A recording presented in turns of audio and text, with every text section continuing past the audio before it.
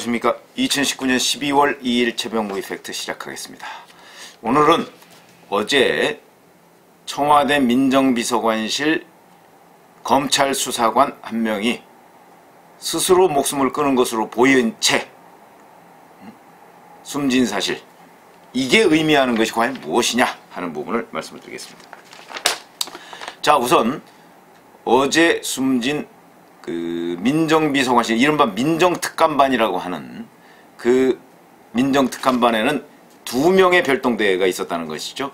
그 2명은, 한 명은 검찰 쪽에서 파견 나와 있는 사람이고 한 명은 경찰 쪽에서 파견 나와 있는 사람입니다. 근데 어제 검찰 쪽에서 파견 나와 있었던 그 수사관이 숨진 채 발견된 겁니다.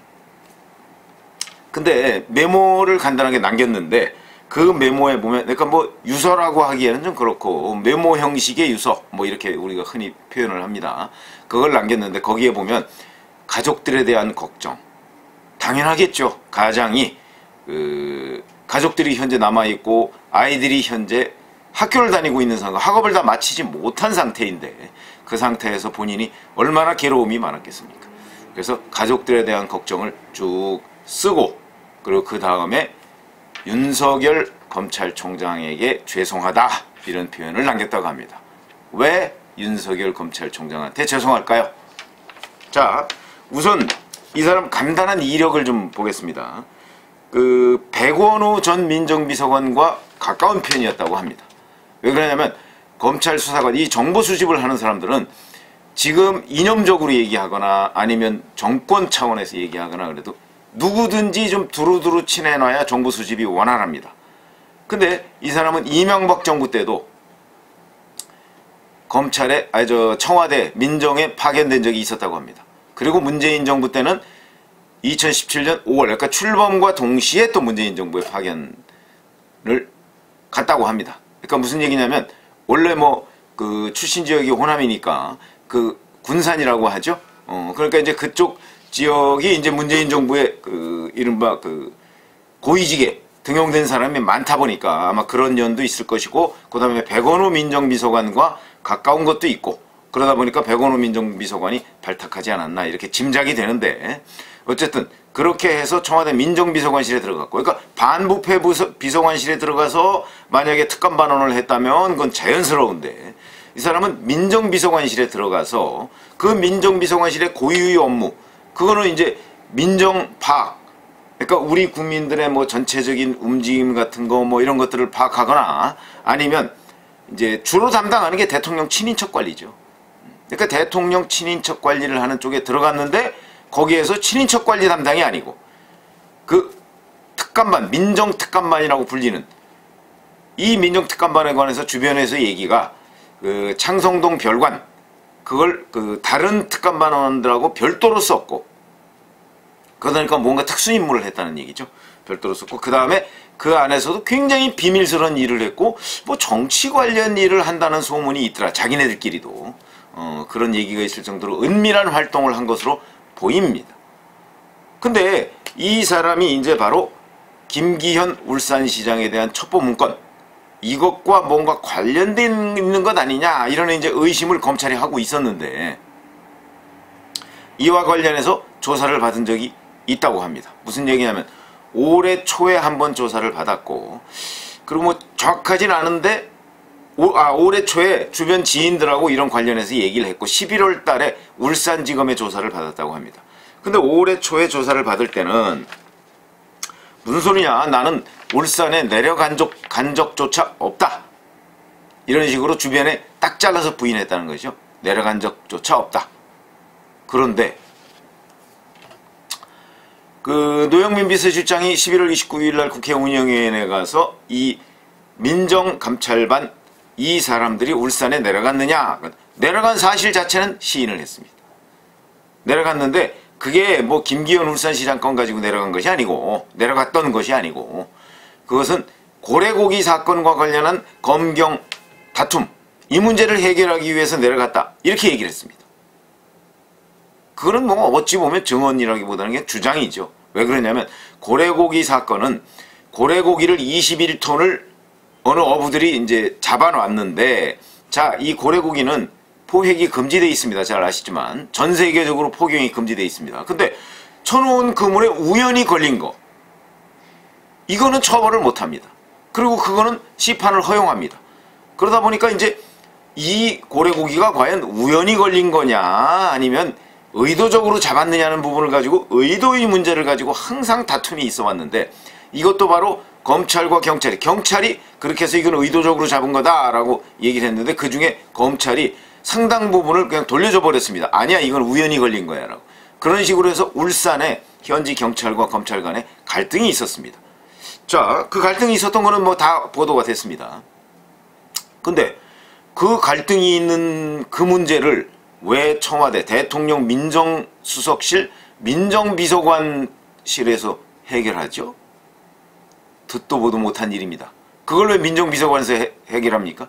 그거는 과거에 치안 관련 담당인 뭐 정무수석실에서 해결한다든가, 아니면 뭐 무슨 농수산 뭐 이 관련 담당이 해결한다든가, 아니면 총리실의 국무조정실, 이게 부처 간의 갈등을 해소한다니까 해결한다든가, 아니면 검경이 경찰청하고 저 대검이 해결한다든가, 뭐 이렇게 되고, 거기까지 올라올 필요도 없습니다. 이거는 아주 근본적인 약간의 그 시각 차이기 때문에 울산 경찰하고 울산 지검이 해결하면 될 문제입니다.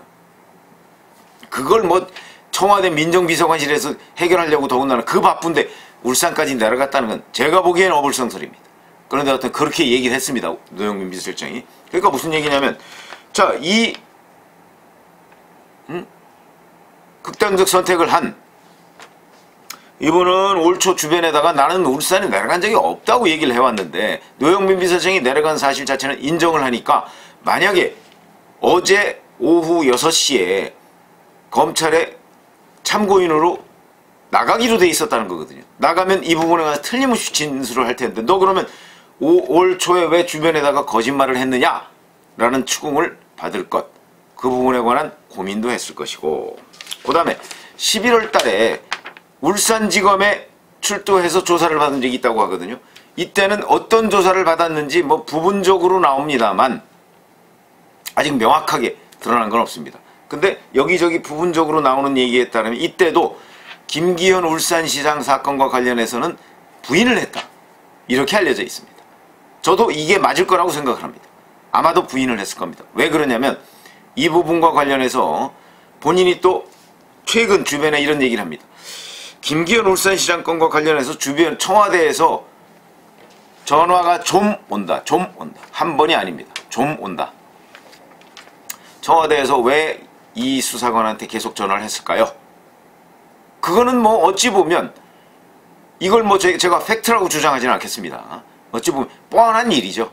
무슨 얘기냐면 가서 답변을 잘해야 됩니다. 우리 청와대의 입장은 이런 겁니다. 라고 얘기를 했을 겁니다. 그러니까 가서 이제 김기현 울산시장 건과 관련 없다. 또 백원우 전 민정비서관이 박영철 비서관한테 건네줘서 박영철 비서관이 경찰에 넘겨준 그 보고서, 그거는 제가 작성한 것이 아닙니다. 나는 잘 모릅니다. 이런 식으로 진술을 하도록 종용하지 않았을까? 그렇게 생각을 합니다. 그런 종용을 받았기 때문에 괴로워했겠죠. 자기의 친정인 검찰에 가서. 왜냐면 또 울산지검만 해도 아마 친정이라는 느낌이 크게 안 들 겁니다. 왜 그러냐면 똑같은 검찰이긴 하지만 울산이지 않습니까? 울산지검에서 이제 조사를 받았는데 거기서는 부인한 것으로 보이는데, 자, 이 사건을 중앙지검으로 가져왔습니다. 윤석열 검찰총장이 지시를 해서 중앙지검으로 가져왔죠. 그런데 이제 중앙지검에서 조사받는 건 어제 오후 6시가 처음입니다.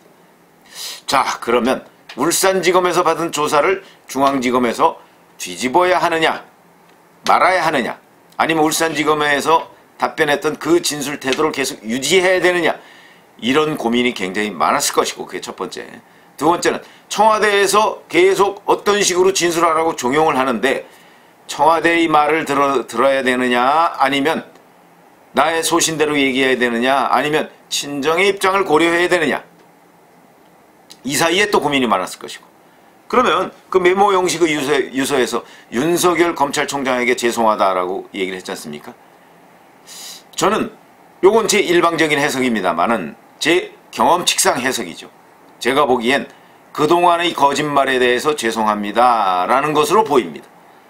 그동안에 제 뜻과 무관하게 저는 윤석열 검찰총장의 검찰에 사실과 다르게 얘기를 할 수밖에 없었습니다 라고 하는 것이라고 봅니다. 물론 이 메모 형식의 유서에 이 김기현 울산시장 비리 첩보와 관련해서 자기가 썼다 안 썼다 이런 얘기는 없습니다. 여기에. 그러니까 이제 섣불리 단정할 수는 없지만 제가 제 경험칙상 경험을 녹여서 이 윤석열 검찰총장에 죄송하다는 부분을 해석을 하자면 이것은 그동안에 올 초에 주변에 얘기했던 울산에 내려가지 않았다. 이건 뭐 이미 깨진 거고요. 이제 노영민 비서실장이 내려간 건 확인을 했으니까. 그 다음에 11월 달에 울산지검에 가서 얘기했던 나는 이 첩보 작성자가 아니다. 또 이 첩보에 관여하지 않았다. 이 첩보 문건에 관여하지 않았다 하는 것은 사실과 다릅니다. 하는 것을 지금 내포하고 있는 것이 아닌가. 그렇게 생각을 합니다. 그러니까 윤석열 검찰총장한테 죄송한 것이죠. 윤석열 검찰총장을 뭐 개인적으로 아는지 모르는지는 지금 드러난 것이 없지만 적어도 윤석열 검찰총장이 지휘하는 본인의 친정인 검찰에다가 본인이 사실과 다르게 얘기를 할 수밖에 없었던 구조가 있었던 거 아닙니까? 그거는 본인이 대통령 민정수석실 민정비서관실에 근무를 한 2년 때문에 어쩔 수 없었다. 나는 이렇게 얘기할 수밖에 없었다. 하는 부분을 이 한마디에 포함시키고 있는 것이 아닌가. 그리고 이 수사관이 평상시에 주변에 의리를 굉장히 강조했다고 합니다. 의리. 그러니까 의리라고 하면 의리는 어디에 주로 지켜야 되는 겁니까? 저는 친정에 대한 의리가 가장 크다고 생각하고 그 다음에 백원우 전 민정비서관과의 의리도 있을 겁니다. 이 두 개의 사이에서 고민을 하지 않았을까. 그런 고민을 이 주변 지인들한테 들어보면 굉장히 많이 토로했다고 합니다. 최근에 도대체 내가 지금 어떤 입장을 취해야 하느냐. 정의의 길을 따르자니 백원우 전 민정비서관이 눈앞에 아른거리고 백원우 전 민정비서관과의 의리를 지키자니 윤석열 검찰총장 자기 친정인 검찰과의 또 안면이 부대끼고 이런 측면을 어떻게 해결할까? 여기서 솔로몬의 지혜를 찾지 못한 것으로 보입니다. 그런 수많은 고민 끝에 뭐 밤을 새워서 고생을 했겠죠. 그런데 6시 출두 시간은 계속해서 다가오고 그러다 보니까 서초동 본인의 지인의 사무실에서 숨진 채 발견된 겁니다.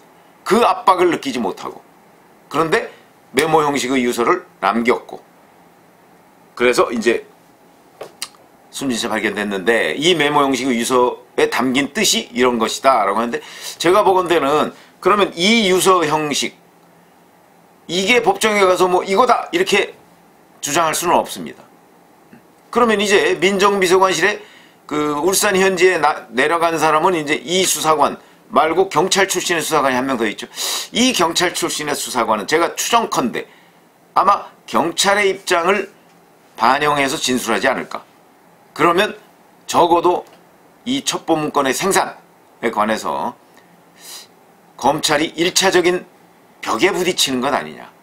왜냐하면 이 검찰 출신 수사관한테 상당한 기대를 했을 텐데 만약에 다른 증거가 없다면 이제 경찰 출신의 수사관은 가서 경찰의 입장을 얘기할 가능성이 굉장히 많은데 그렇다면 어디 다른 쪽에 증거가 있을까? 물론 박영철 반부패 비서관이 있습니다.